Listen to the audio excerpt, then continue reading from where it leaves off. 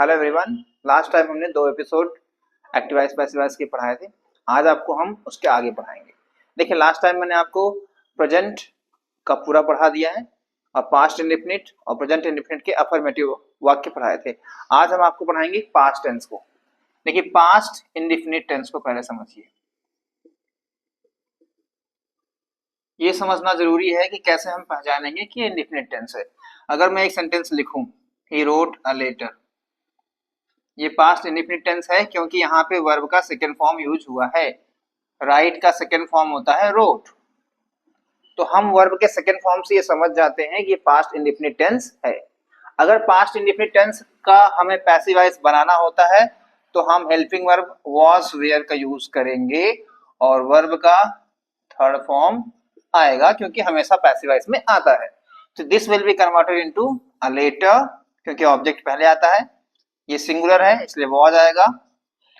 Road second form है, write first form है और इसका थर्ड फॉर्म होता है रिटन।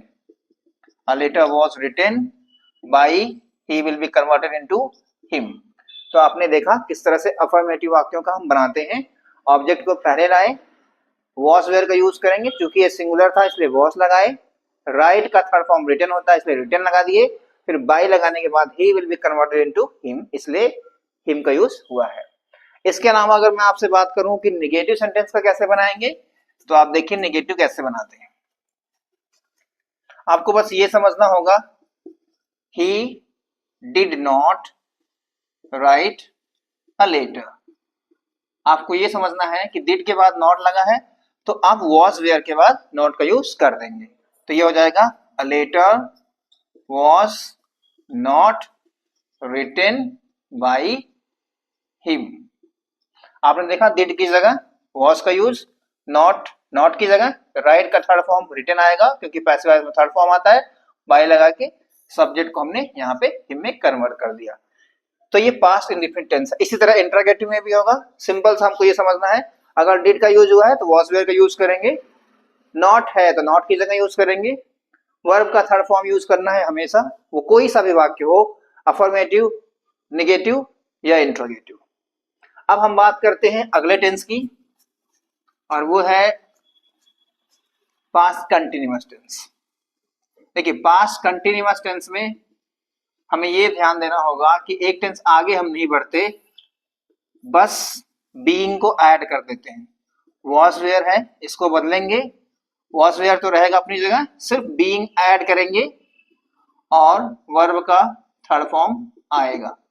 अब जैसे मैं एक सेंटेंस लिखता हूं, he is writing, he was writing a letter, ये बदलेगा a letter was, being लगेगा, being, write बदलेगा written में क्योंकि वर्ब का थर्ड फॉर्म आएगा, फिर by लगा के he will be changed into him। आपने देखा was being में बदल गया, being को हमने ऐड किया है। यहाँ मैंने आपको बताया था कि बीइंग को ऐड करते हैं।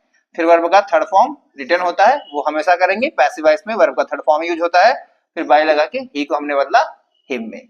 अगर नेगेटिव सेंटेंस है, he was not writing a letter, तो बिल्कुल सिंपल सा फंडा है कि अ लेटर ऑब्जेक्ट को आपने पहले किया। अगर ये सिंगुलर है तो वॉज, प्लूरल है तो वेयर का यूज करेंगे। A letter was, फिर नॉट अपनी जगह आएगा, not third form of verb written, फिर बाय लगाया, he will be converted into him। इस तरह से आप देख सकते हैं कि was नॉट लगा के हमने being लगाना था, मैं भूल गया था, being लगा दिया आपने। A letter was not being written by him का यूज आप करेंगे। तो ये हो गया आपका पास्ट कंटिन्यूअस टेंस। अब मैं आपको बताऊंगा पास्ट परफेक्ट टेंस को कैसे करते हैं।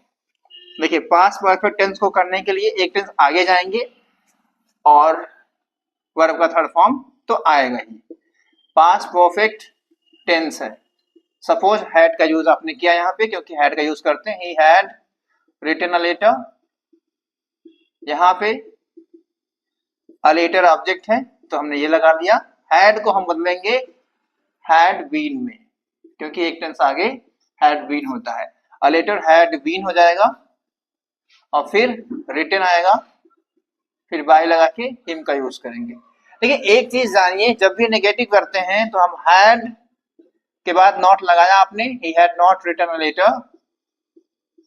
अब इसको अगर बदलेंगे तो a letter had not been. ये ध्यान देना है कि बीन जो ऐड होगा वो हैड के बीच में नॉट लगाने के बाद होगा। हैड बीन नॉट का यूज नहीं करना है, हैड नॉट बीन करते हैं हम।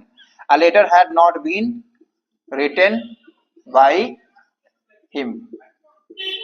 तो आपने आज पास्ट के एक्टिव वॉइस को पैसिव में कैसे बदलते हैं ये सीखा। आगे हम फ्यूचर का बताएंगे। Thank you very much.